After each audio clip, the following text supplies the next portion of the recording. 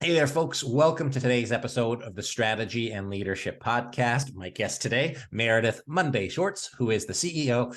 Here comes the guide. Meredith, how's it going today? It is great. I'm so excited to be talking to you today. Likewise, I think it's really cool what you've built. I think you've built it in a really cool way and a lot of unique things that you've done to scale and grow your business. It's not a huge business, but it's built with intention and care. And so I'd love to hear more about that. So why don't you tell our listeners a little bit about Here Comes the Guide and how you set it up, and then I'll ask you some more questions from there.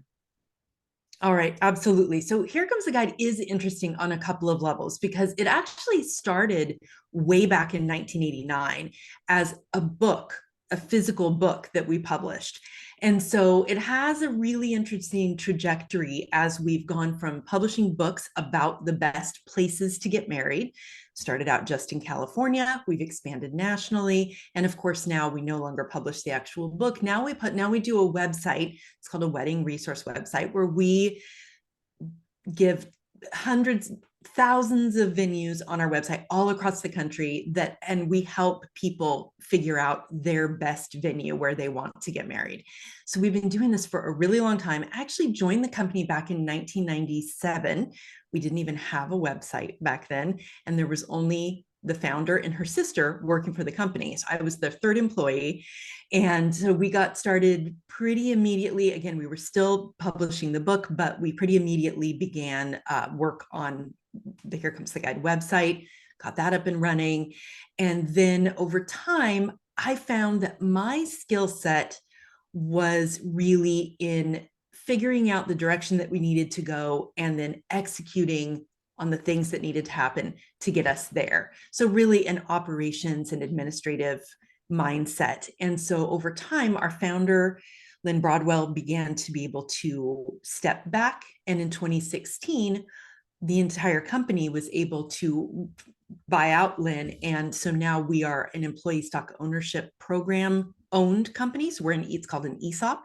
And so there's 41 of us, all women, and we are having a really, really good time running an all digital business. It's fully remote. So we don't have a physical office either. So we do a lot of things that are really different, and we've been doing them for a long time. And to your point, there's 41 of us. We're not a gigantic company, but we have really built what we've built with intention, with a really specific set of goals in mind. And we feel really good every day that we're running the company that we want to see more of in the world. So 41 people, women owned, yes, absolutely, because all women owned. Right. What are some of the things that you do to maintain the vision, to maintain the alignment? And I'm just genuinely curious, as a kind of secondary or tertiary question is, 41 people, how does that work with your aligning that vision, making those decisions? Like, what are the processes? So maybe it's not that different of a question, but yeah, what's your experience like? That piece of it is a really, really big question. So my job as CEO is to get up every day and have the culture and the kind of company that we want to be at the forefront of the activities that I actually do in my day. So I still do all of the hives still take place in, I still have part in all of the hiring. Every single employee I sign off on, I meet, I interview myself, because I think that that's a huge part of setting up your culture. You have to know what you're hiring for, and you have to know to follow your gut to get you there. So we spent a lot of time coming up with best practices for hiring the people who were really specifically good for Here Comes the Guide. And that's a really specific thing, because the intention that we have grown the company with is to build the company that enables all of us to live the best quality life that we can, both within our company, in the career that we're building, to be our best, most powerful selves there, and also to enable us to have lives outside of the company, whether you're a mom, whether you have side hustle, whether we have a couple of people on our staff who are actually actors, whatever it is that you want to pursue, to have an entire life we are very concentrated on the whole person. And so when you bring a lot of people together who really want to be their best selves, and you give them the room and the air cover and the ability to be their best selves, it can be a really, really powerful formula. So creating that culture, putting the right people in it, and then really letting them cook, letting them do their best work and not getting in their way. That's my main role at Here Comes the Guide. Got it. So I still have the question about like what kind of processes you have in place, but I guess this comes up sometimes when I talk to people and they say, hey, you know, this is a business. We're here to make money first, right? It's not a social club. It's not a pastime. Obviously, or I imagine within those 25 years that you've been kind of with the company, you've had ups and downs. How do you manage the balance between, hey, we want everybody truly to have their best lives, and hey, we're a business, we need to make money, and maybe sometimes you have to make tough decisions along the process or along the way? Can you take me back to one or two times where you've had to experience that, and what you did to kind of reconcile the culture that you want and driving the core business outcomes? Right, absolutely. And so again, this tracks back, I think, to hiring. So we have extraordinarily high standards when we go out and look for potential employees. We've actually grown quite a bit in the last couple of years.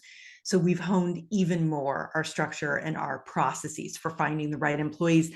But a lot of it starts with making sure that each person understands that our expectations are really high.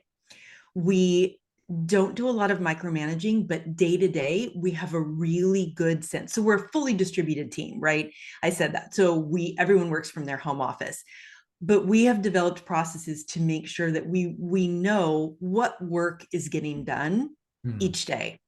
And so we have super high expectations. Our KPIs are really set up, they set the employee up for success, but our employees know that we take those things really seriously.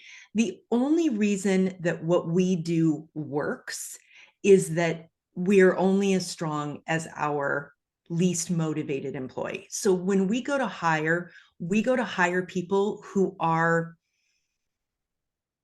harder on themselves than we could ever be on them. So we hire that self-starter for whom it's really, really important to do their best work, not just because of the way that it makes them look, but because they want to contribute to the team. And so the other thing that we do is we don't pay our salespeople on commission, because each venue that is on our website, they pay us to be on our website. That's how we make our money. So a large portion of our staff are salespeople, right? They're dealing with the venues, they're building relationships with the venues. And then those venues, if they're getting great results, are paying Here Comes the Guide to be on our website. So we don't pay anyone on commission. That's one of the big things that we do different than our competitors. And because we want people to be able to really take their time and develop relationships, because we know that that equals money. And also we're incentivized because at the end of our fiscal year, we share our profit equally, no matter how long you've been at the company, no matter what your role is at the company. So everyone is really incentivized to work as a team to do their best possible work. No one wants to let their team member down. And that team structure, I think, is our greatest strength. Awesome. To be honest, and when you're like, oh yeah, it's because of our culture, and I was like, oh, like that's not a real answer. I'm going to ask her a deeper question. But what really surprised me, and I just really appreciate, is that how you framed what your culture really is blew me away. It was a phenomenal answer, because it really showed the importance of having the right DNA of the person in the role, such that they hold themselves to high standards, but coupled with the performance management at an individual level. And I could only imagine across all roles, so that your 40%, 44%, or 44% split works because everybody knows they did their thing and you can actually look back at it on a day-to-day basis. So those two things combined sound like I make something like so powerful. I think that's really freaking cool. I haven't heard a lot of that because I have a lot of conversations with people about KPIs and goals because that's what we do and set them in the strategic plan. And a lot of people resist it because in one way, they don't want to be held accountable. In another way, they don't want to fail. But you've used it as a source of strength for your people so they can both internally and externally not validate, but confirm that they did the work that they were supposed to do. And it allows you to have that distributed, scaled structure in a way that works because there's accountability, but also a high level of trust. I think that's phenomenal. Did I capture most of that? Any other thoughts that I might have missed there in terms of what your secret sauce is? Yeah, no, I think that you really nailed it when you talked about the secret is that you have to choose the people who are right for your culture. And I do just want to say a little bit about the word culture because it is so incredibly overused. And when we go out to hire or when people read our About Us page on the Here Comes the Guide website, we don't have to do a lot of work to maintain interest in joining Here Comes the Guide because of the way that we present ourselves. And a lot of times, we do when we go out to hire people, and it is this incredibly arduous process because we do so many rounds and we're so picky. And once people actually get through the process, and we talk a lot about culture, we talk a lot about what we see as important in our teammates that we're going to be hiring. And it's funny because about 3 to 6 months after people join us, almost to a person, I get an email that says this from one of my new employees. There was a part of me when I first joined Here Comes the Guide that kind of gave side eye to this idea that your culture could really be what you say it is. But the reality is, now that I've been here this long, I see that you actually mean it, and everyone who works here actually means it. And that, Anthony, is honestly the biggest, for me, sign of success. When people say, I just wasn't sure, but now I'm living it, and it is true that you care about it. Now, a couple things about building that culture. We have a really flat management style, a very flat management style. I'm the CEO, I have a COO, we work in tandem with each other. And then basically, in large part, it's the rest of our employees. So we have purposely not built in layers of management in between the CEO and COO so that she and I can have a really firm sense of our people, who they are, what their strengths are, what they're doing well, what their struggles are. And there absolutely are times where people have struggles, how we can come side by side and work on those struggles with people.